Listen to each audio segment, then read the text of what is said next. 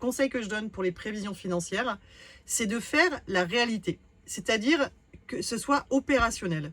Si c'est le client final qui facture, tu ne rentres que ce que tu as à facturer. Si c'est toi qui factures et que derrière, tes prestataires sont sous-traitants et que tu prends la marge, alors c'est comme ça que ça doit être inscrit dans les prévisions financières.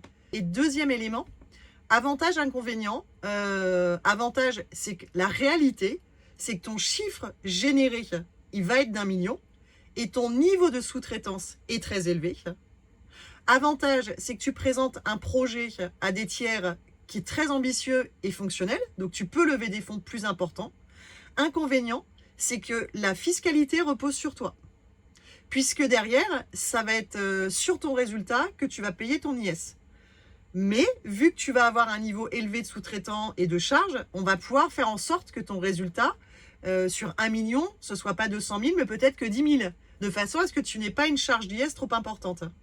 Et ça, il faut qu'on le réfléchisse. Si on valide l'option de tu factures tout, et c'est ce qui me semblait effectivement la V7 le plus adapté, parce que c'est la réalité. Ce que tu vas facturer, ça va être demain 1 million de chiffre d'affaires. Ce qui nous importe, c'est quel niveau de TVA et quel IS. C'est là où quand tu commences à rentrer dans des gros montants, on doit être en hyper vigilance sur ces 2 points.